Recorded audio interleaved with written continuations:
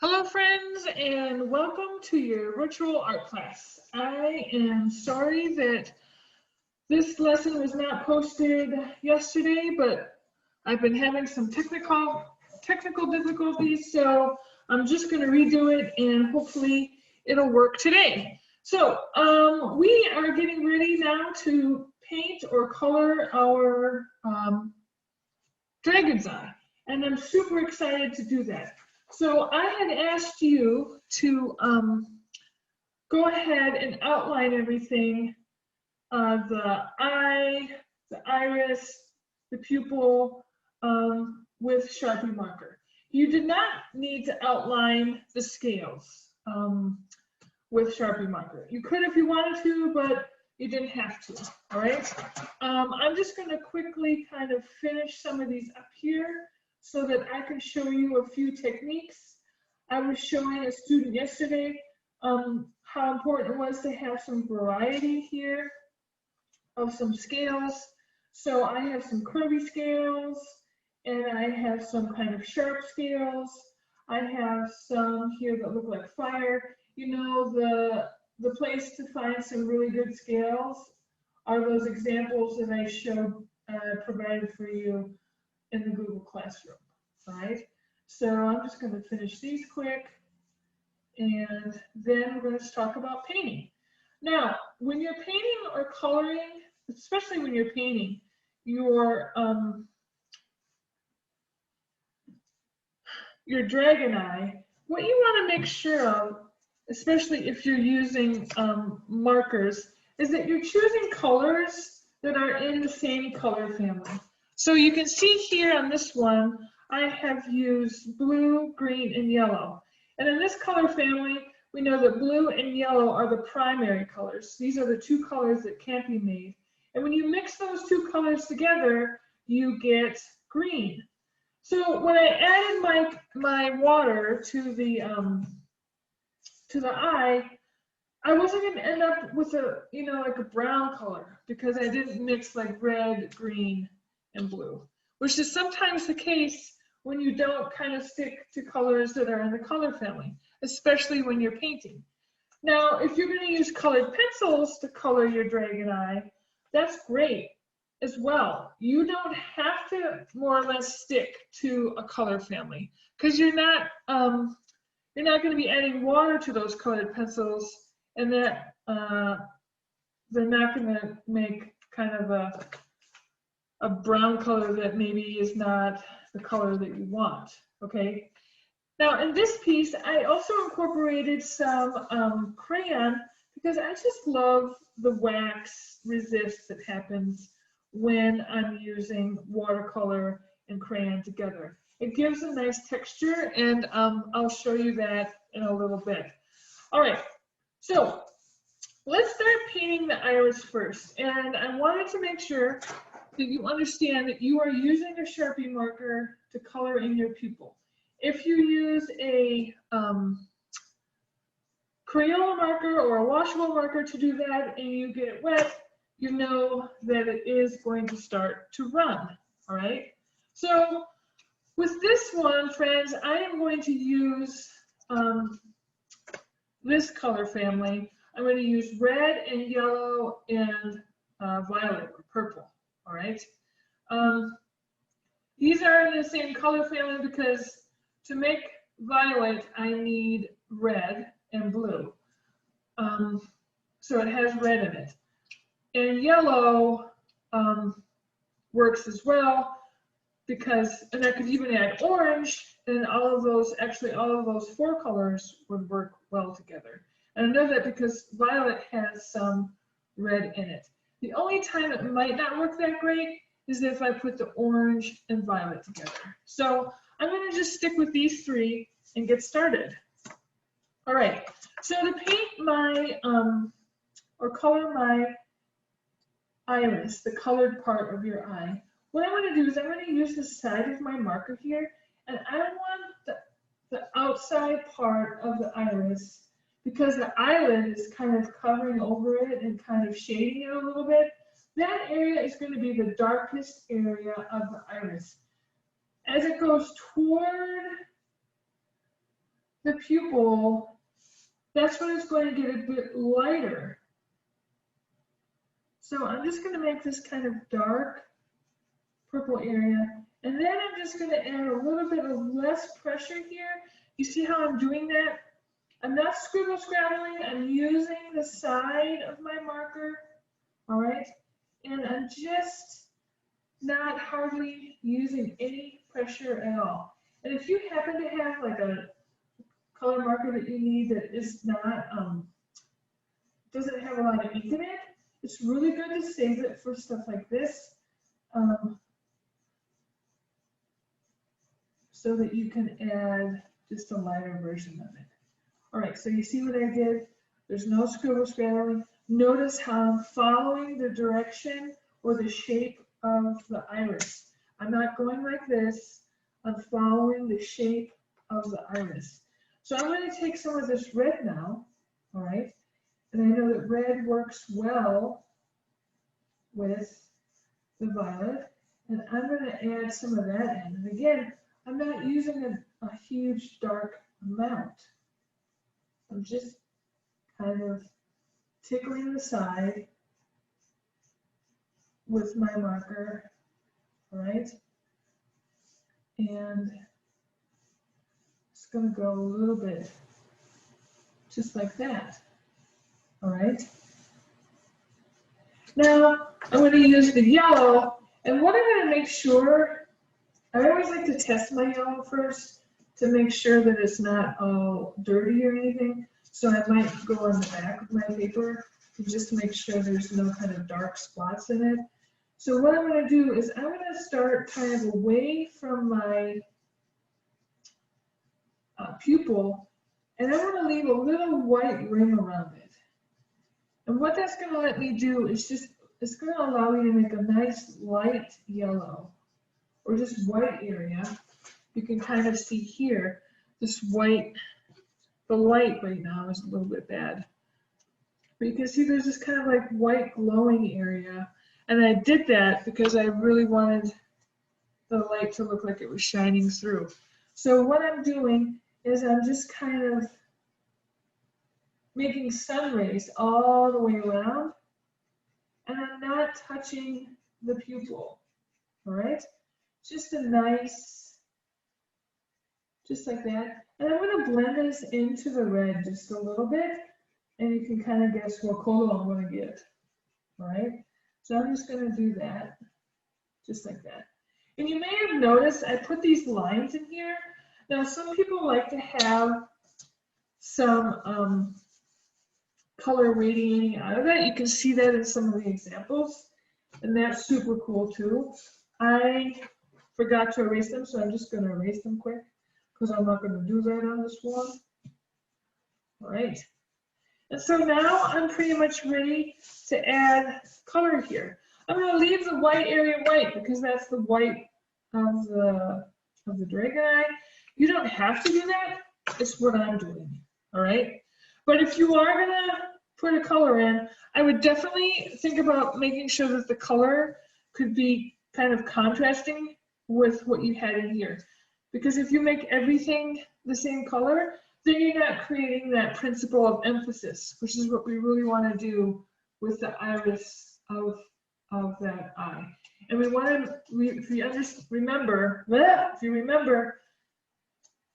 emphasis is all about drawing attention to an area.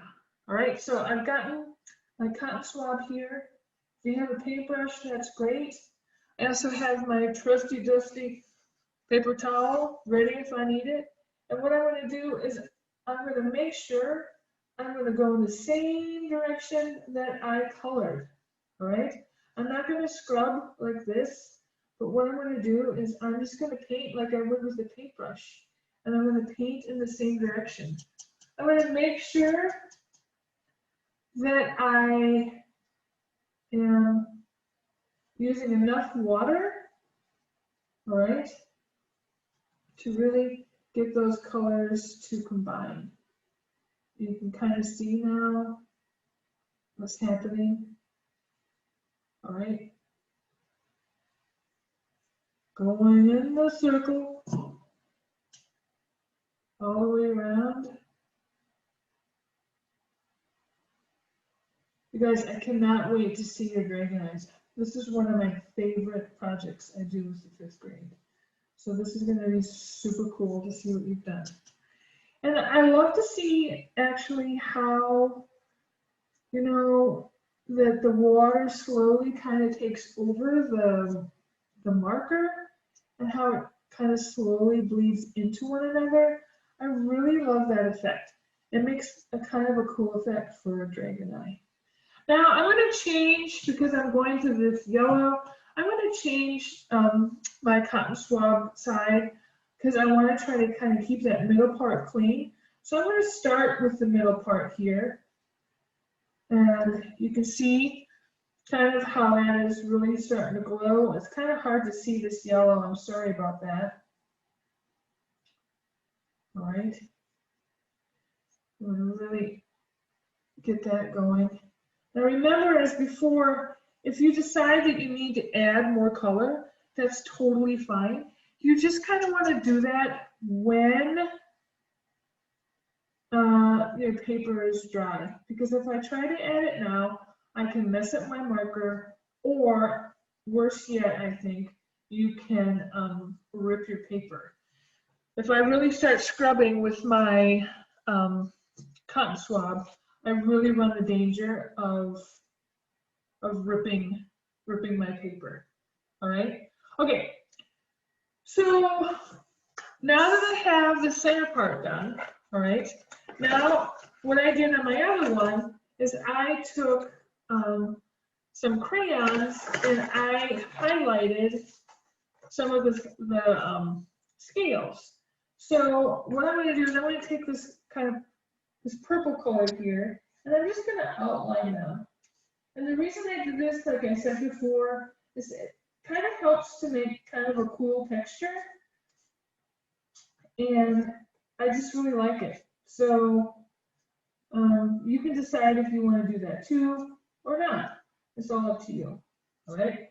I'm going to take, I think I'm going to take this darker blue color here, and I'm going to add these sharper scales. Okay. All right.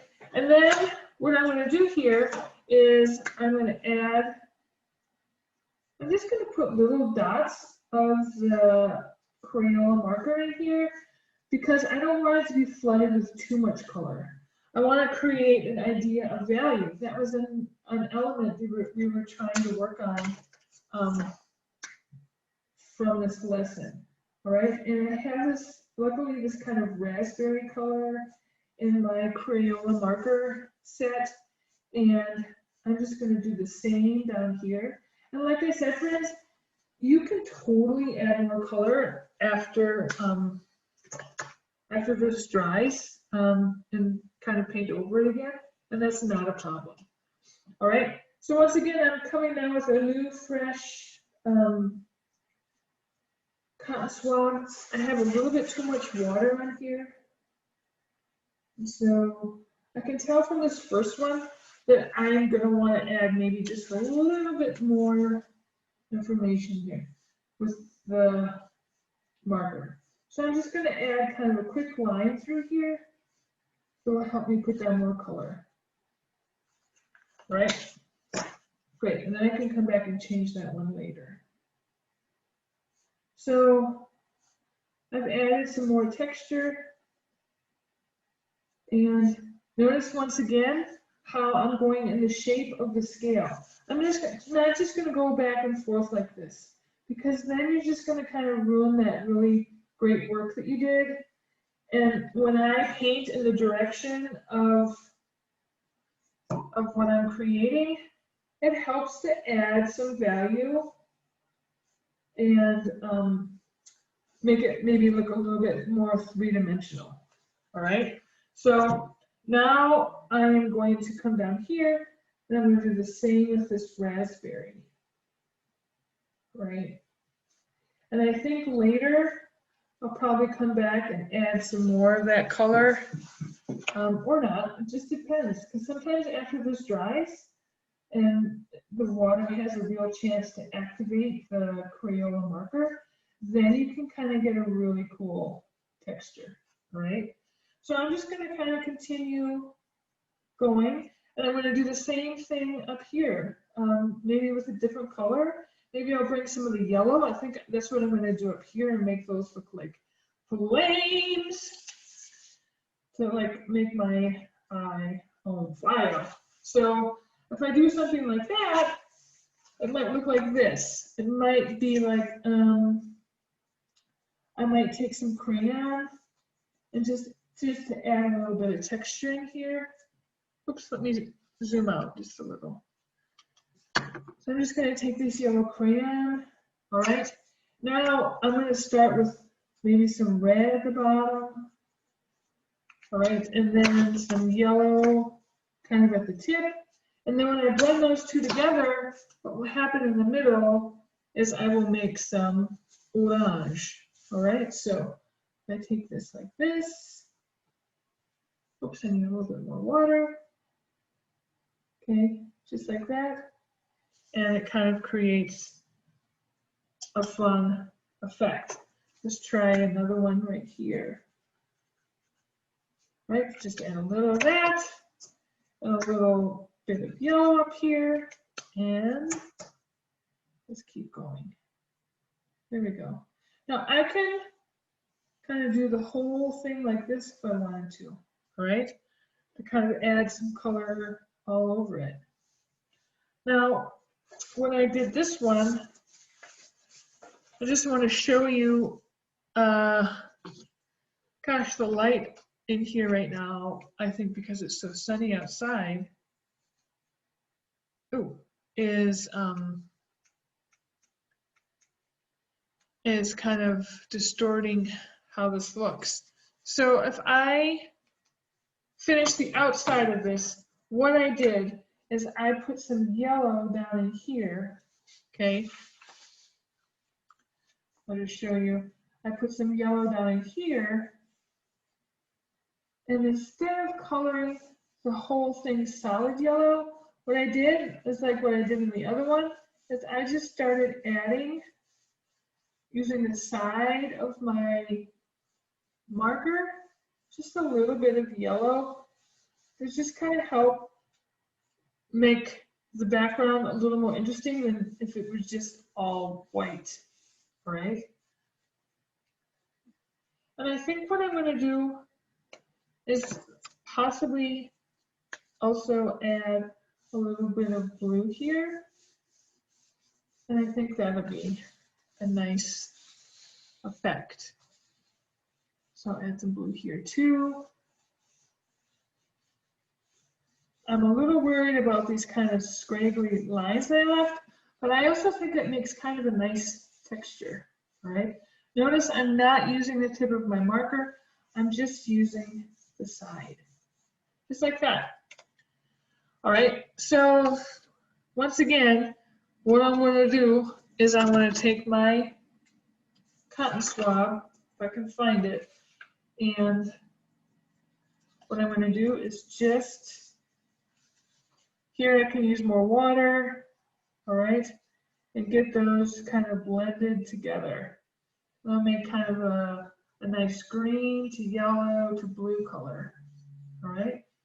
And actually now when I look at it, I kind of like how I made that texture with the marker, and I think I'm going to leave that. I think it kind of makes a cool dragony looking texture. And remember, texture is also one of our elements that we briefly spoke about. All right, so this is what this one's looking like. I think I'll probably go ahead and maybe add some more yellow up here. All right, and I think I'm going to continue with this kind of outside color all the way around this eye. All right, and maybe I'll have it fade out to somewhere else. You can see where I don't have any marker here, but I can just use my cotton swab because it has a little bit of color on it to have it fade out, which I think is way more interesting than if you were to just leave it all white. And it really doesn't take that much more effort, all right? So that's what it looks like when you create with your Crayola markers and you start painting your dragon eye. Now, if you want, like I said, you can use colored pencils to do this.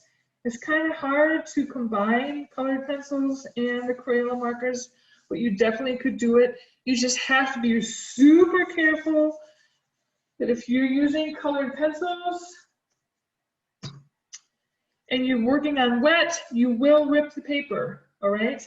So whenever you're working with colored pencils and you want to add some more detail or whatever, you have to make sure that your pencil, the paper is dry. Okay? All right, friends. I hope you have a wonderful, wonderful day. I will see you again after fall break. These are not due until October 19th, so you have some time over break to do a really, really good job. I can't wait to see them. Take care of yourself, be happy, and talk to you soon.